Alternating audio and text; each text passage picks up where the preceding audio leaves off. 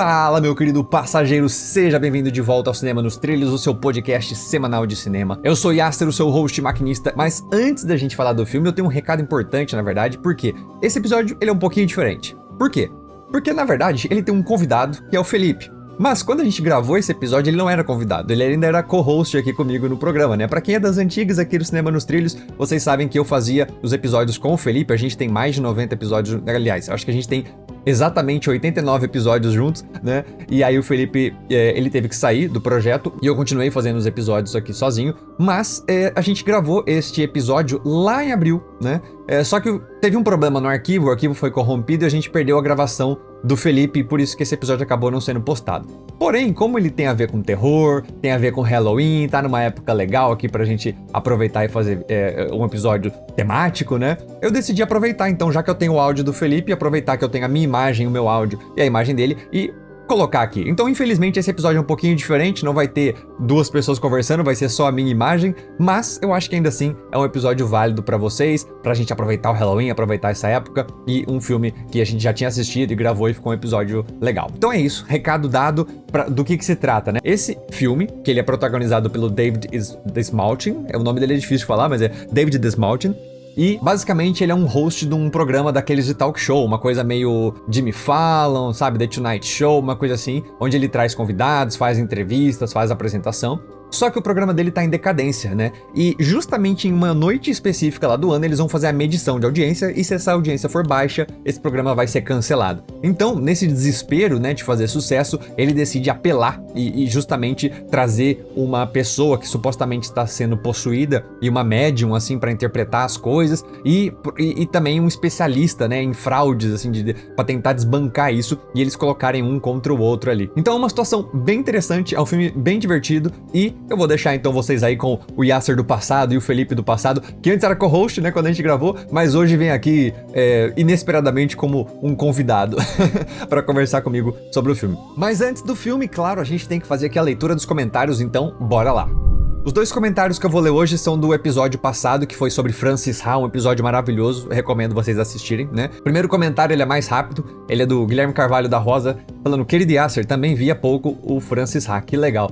E eu fiquei muito feliz de ver esse comentário, porque o professor Guilherme, ele foi meu professor na faculdade, né? Então eu fiquei feliz, assim, de saber que ele tá aqui assistindo, ou ouvindo o meu podcast, né? Então, enfim, se ele estiver vendo esse, um alô aí pro professor Guilherme, né? E o próximo comentário da nossa fiel escudeira Rebeca Sayuri, que ela falou o seguinte: assisti Francis Ha recentemente também. Todo mundo decidiu assistir Francis Ha, né? Eu, o Guilherme, a Rebeca.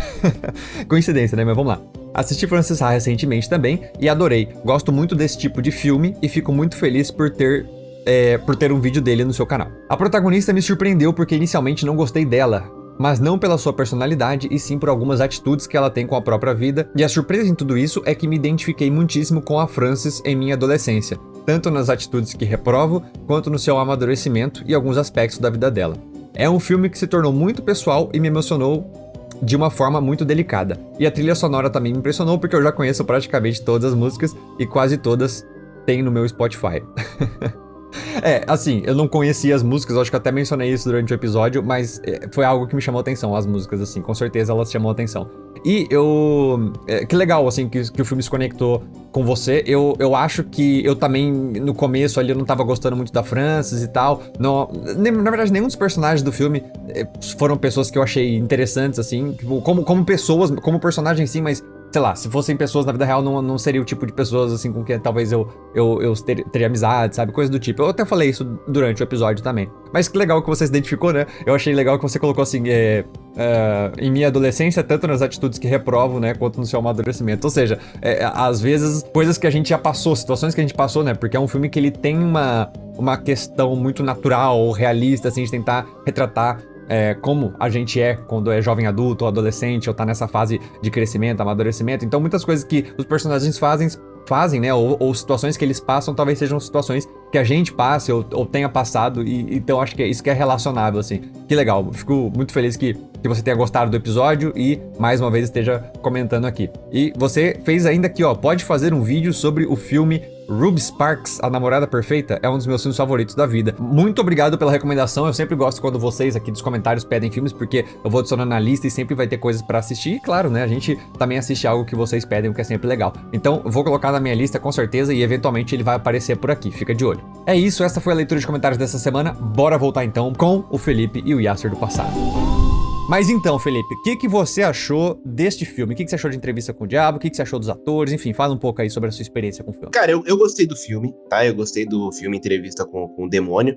Achei a história bem original até, tipo, diferente, um documentário de terror. Mas eu achei que ia ser um filme de comédia. Eu achei que ia ser um filme mais de comédia, porque a gente assistiu aquele entrevistando vampiros, Entrevista com Vampiros. E aí eu fui pego de surpresa num talk show que entrevista realmente, tipo, um demônio, mas é tipo um negócio meio... como é que é o nome daquele... Do Exorcista junto com um programa de entrevista. Então, não sei, foi uma história meio...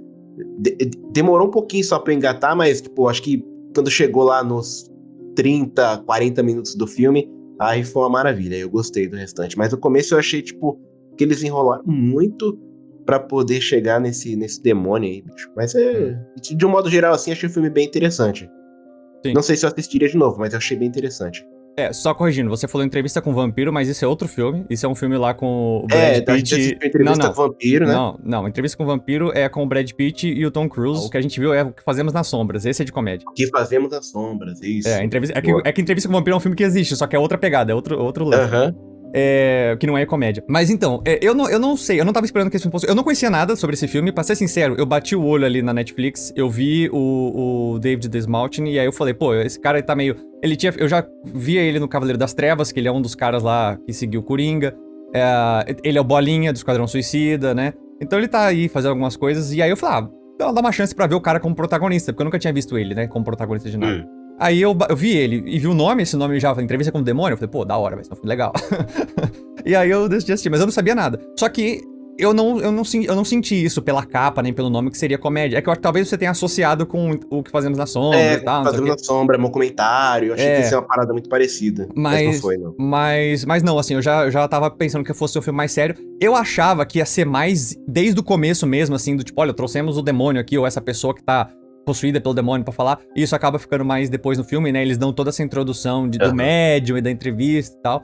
Mas eu não sei, a única coisa que eu senti no começo, bem no começo, assim, primeiros 5 minutos de filme, eu não tava colocando muita fé no protagonismo dele. Eu não tava conseguindo olhar pra ele ali como aquele apresentador.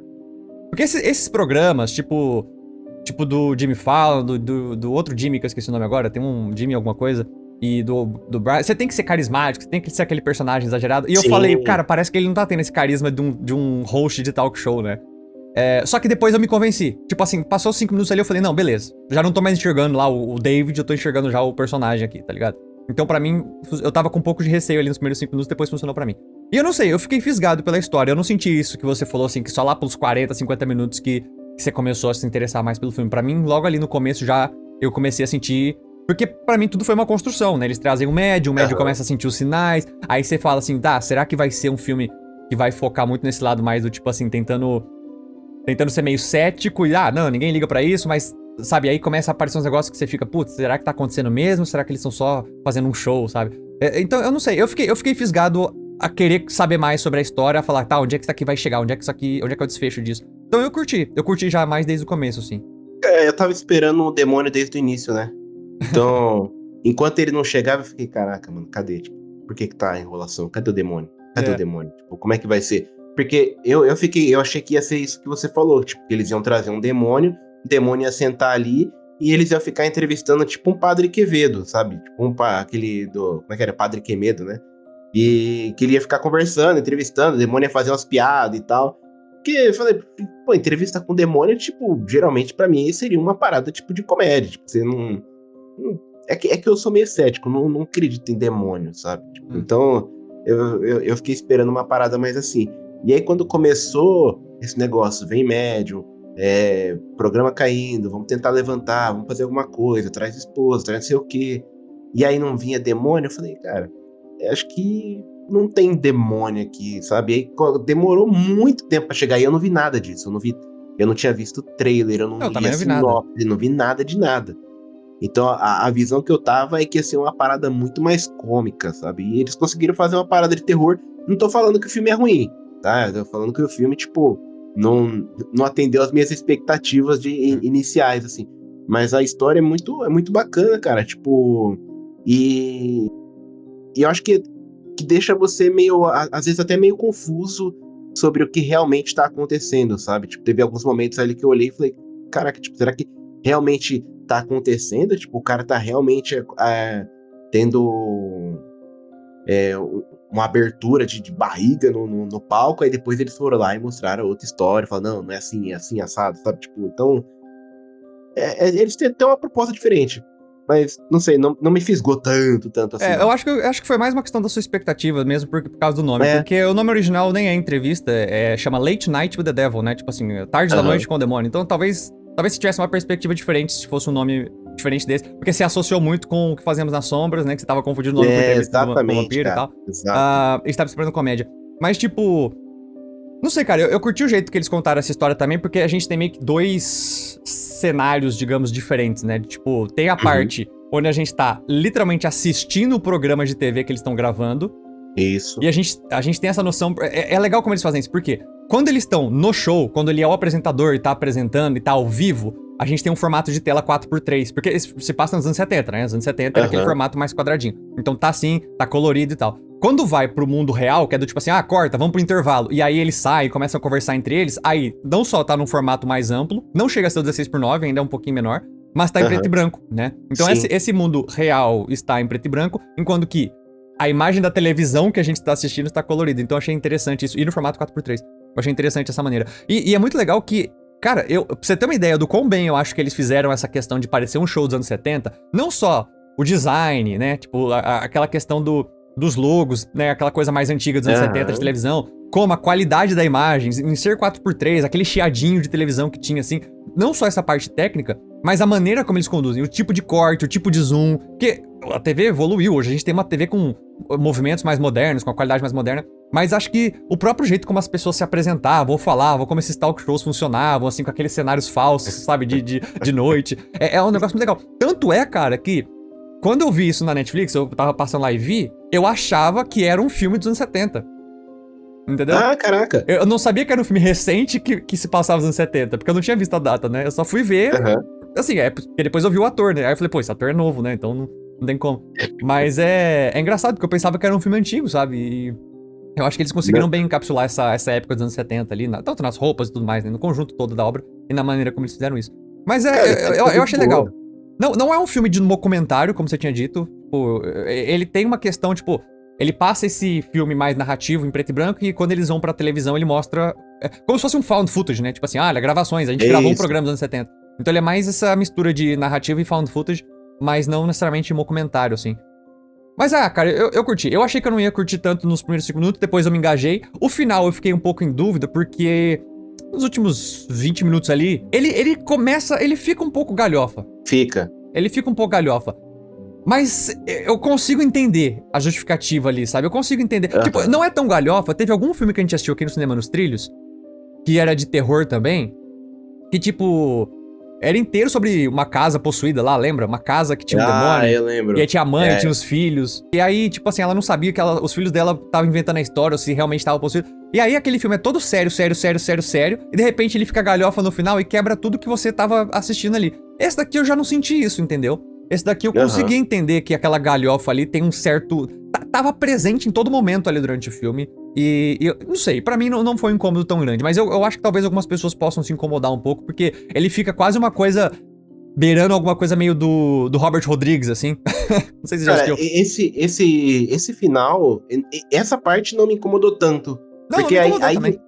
nesse momento eu já tava mais imerso no filme. Então, pra mim, pareceu muito mais uma viagem interna do próprio personagem. Uhum. Tipo, de alguma coisa, de um estalo que o demônio, o possível demônio, deu nele ali.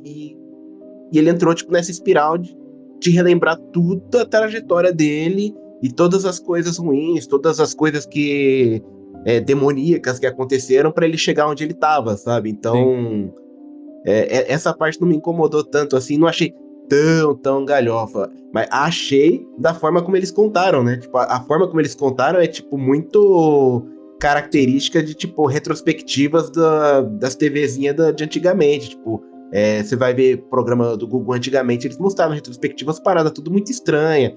Fantasma, esses negócios assim. Então eu achei, tipo, até que ok, sabe? Eu acho que é justamente pra lembrar um pouco, assim como a edição, ou as câmeras, ou os movimentos lembram essa questão da TV dos anos 70, isso aí também acaba sendo Enquadramento de referente. Twitch, né? Tipo, aquele. Como é que fala? Aquele que eles colocam, tipo, o pessoal assistindo.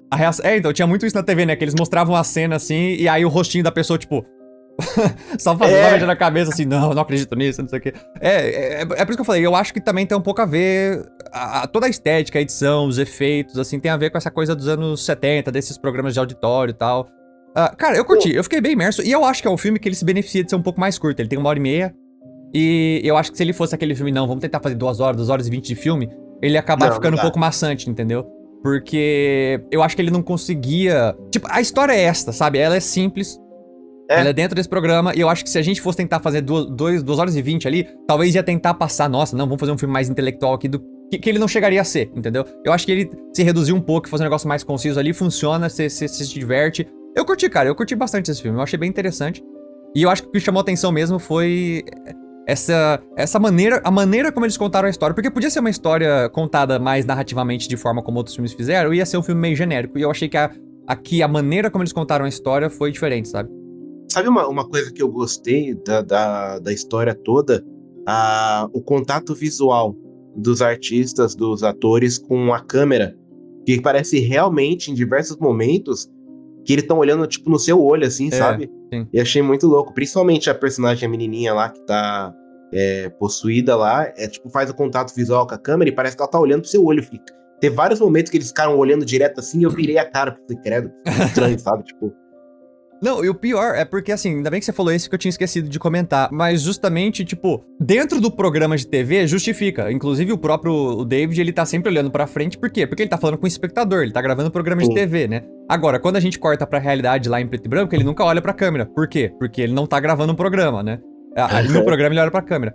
Mas é engraçado isso, porque aquela menina, ela chega no palco e ela é super graciosinha, não sei o que lá, delicada, mas aí ela, tipo, olha pra câmera. E aí corta pra outra câmera, ela não tá olhando pra outra, ela já vem pra cá, entendeu? Então ela fica olhando, tipo, pra câmera que a gente tá vendo, ela tá olhando. É como se ela soubesse que a gente tá olhando em outro ângulo, e ela olha pra esse outro ângulo. Então meio que é uma quebra de quarta parede nisso também, né? Porque não só ela tá olhando pro espectador ficcional do filme, ela tá olhando pra gente, tá ligado? E aí, exato, aí é um negócio meio creepy, né? E o filme faz isso algumas vezes, assim, não só com ela, mas tipo assim, de quebrar um pouco, ó, bem sutilmente quebrar a quarta parede, de não olhar pro espectador ficcional, mas pra olhar pro espectador real, que é a gente, assim. E aí dá aquele aspecto meio creepy, né? Que eu acho que é difícil filmes de terror assim terem, né? E eu acho que isso funciona bem. Eu gostei bastante disso.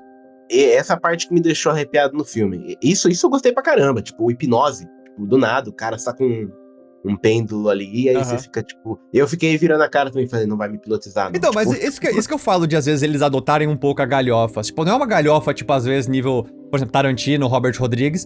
Mas, por exemplo, a gente fala, hipnose. Quando você pensa em hipnose, se você pesquisar no YouTube essas pessoas que levam a sério hipnose, eles têm alguns truques, algumas coisas aí, mas essa coisa do relógio com a espiral rodando, isso aí, tipo assim, é coisa de filme, coisa de galhofa, aquela coisa de desenho do Tom e Jerry, sabe? Então, assim, é meio galhofa, e eles assumem essa galhofa e seguem em frente, tá ligado? Então, não sei, tem um pouquinho dessas galhofas que eu acho que funcionam bem nesse filme, não me incomodei nem um pouco, assim, eu acho que funciona pra aquela estética da coisa dos anos 70, né? Que o pessoal ainda tava tipo, hipnose, nada a ver, isso aqui, aí funciona com a espiralzinha. Um monte de charlatão na TV, né? Tipo, então, e inclusive esse é um dos conflitos do filme, né? Tipo, tem essa menina possuída, e ele traz lá um médium que sente a presença de espíritos, e de repente ele traz um cara que é um mágico ilusionista, e que ele não acredita em nada disso, ele é super cético, e aí eles botam os dois do tipo assim, não, olha só, eu não acredito em nada disso, e essa é ilusão, ela hipnotizou essa menina pra fingir que ela viu o demônio, mas na verdade, olha só, ele fica tentando justificar tudo, assim, o que seria mais ou menos eu sou bem cético pra tudo,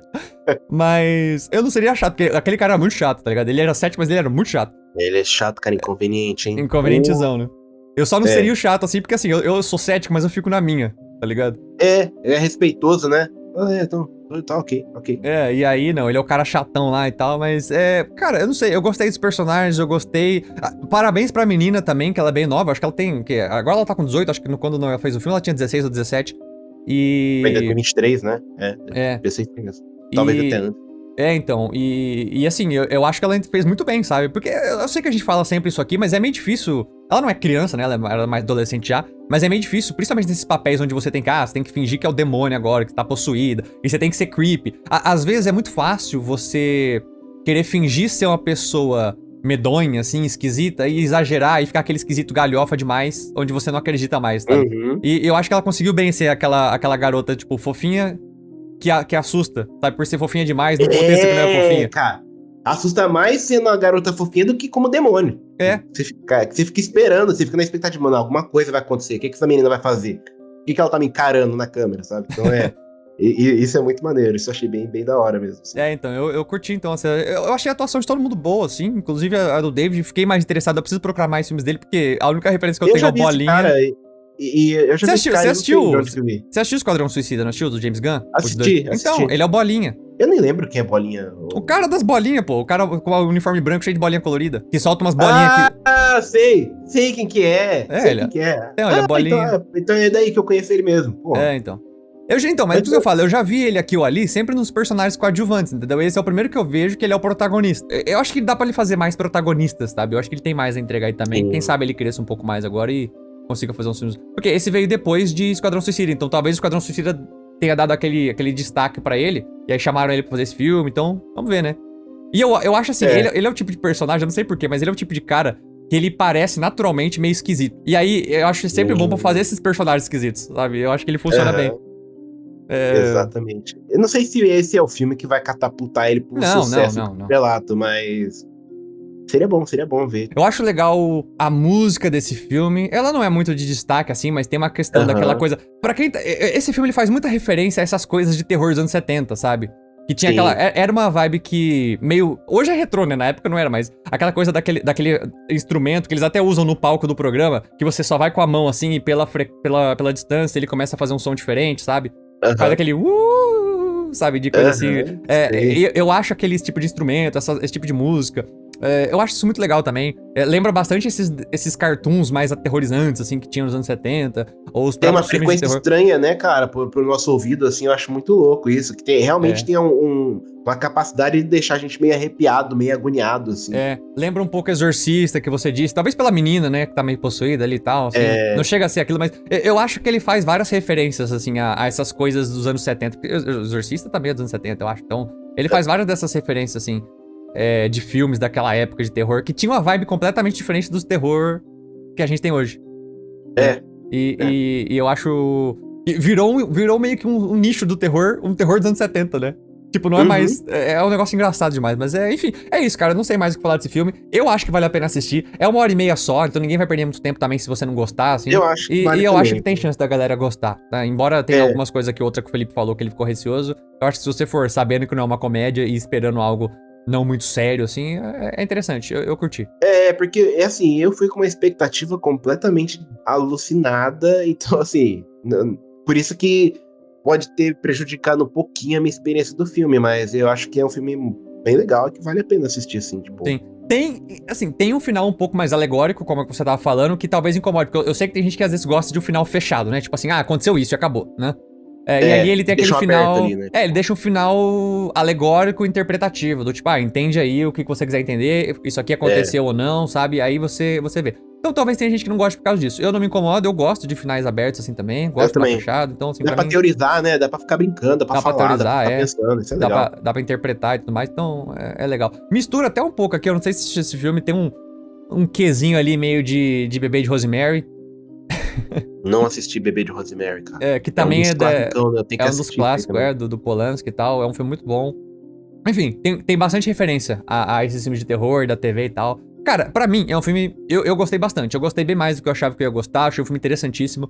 Eu provavelmente reassistiria isso, não de imediato. Não do tipo assim, nossa, aquele filme é mó divertido, vou assistir. Mas se tiver a oportunidade, eu talvez reassistiria. Eu acho que é um filme que é interessante. Recomendaria pras pessoas também. Tipo assim, vamos supor que alguém falar, vamos assistir esse filme, eu assistiria de novo com essa pessoa. Entendeu? Eu também. Isso aí também eu faria. Então tem o selo Originals Yassers. Tem o selo Yasser, tem o selo, Originals. selo Metrô Espacial, tem o nosso trilho de ouro. Boa, muito bom. Então mas é isso, cara. Fica aí a dica pra quem quiser. Se você gostou desse episódio, dê um like, dê as suas estrelinhas se você estiver escutando isso em áudio na sua plataforma favorita. Vá lá seguir o Rapidinhas do Cinema, siga o Metrô Espacial, siga o Cinema nos Trilhos aqui, o Descarrilhando, tem muito mais conteúdo pra você. A gente tá toda segunda aqui batendo papo sobre um filme e você pode, inclusive, recomendar o filme que você goste, porque a gente sempre olha os comentários pra assistir alguma coisa e aí cego, né, assistir esse filme que a gente pode comentar aqui. É isso, se inscreva no canal, siga o podcast, a gente se vê na semana que vem e fui. Tchau.